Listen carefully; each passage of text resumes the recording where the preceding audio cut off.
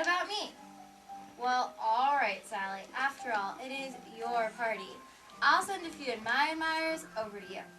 Sally, I don't see your friend Margaret March. Don't worry, she'll be here soon, Mother. Dear, you know the Marches are quite poor these days. They can't afford a carriage. Well, that's what comes of going off to war at his age. I think it's rather grand. Would you like to see your father off at war? Me? My lumbago?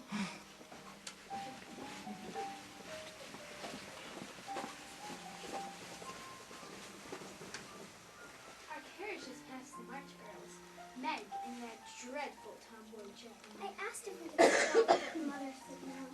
Do you mean to say that they have to walk all the way here?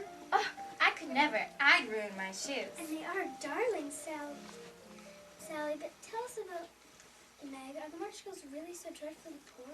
Girls, quiet. I will not have you insulting a guest. Talking about the Marches, eh?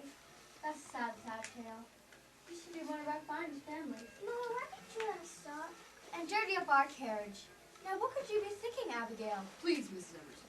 The Marches are still one of our finest families. They've simply run into some hard times. Come, let's join the party.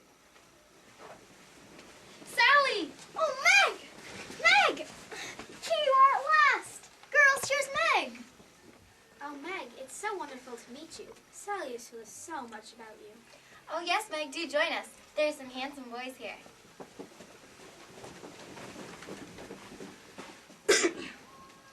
Dear me, I thought I was the only one out here. Oh, don't mind me. Stay if you like. When I disturb you? Not a bit.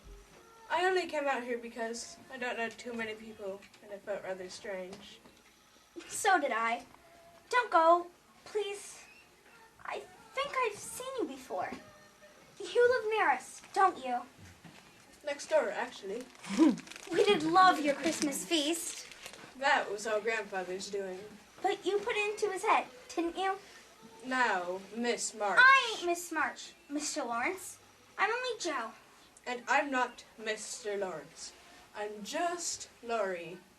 Now, don't you like to dance, Miss Joe? I like it if it's lively. Not that stuffy old stuff they're doing in there. What about you? Same as you. Come on. Joe, whatever are you doing on the floor? Just meeting our neighbor. Why? Joe, what's wrong? I sprained my ankle. It's a horrid heel turn, and I can hardly walk. I don't know how I'll be able to make it home. I knew you would hurt your foot on those silly things. Sorry, Meg, but I don't see what we can do. Besides get a carriage or stay here all night.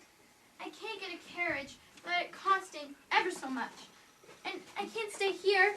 The house is full. Sally's having friends staying with her. May I assist? I have Grandfather's carriage. You can't mean to leave yet. It's much too early. I always go early. Truly, I insist. I am your neighbor after all. I insist too, Meg. It's the only way. Thank you, Laurie. And now, Meg, tell me about all your adventures tonight. I'm sure you met a few handsome boys before your shoe broke.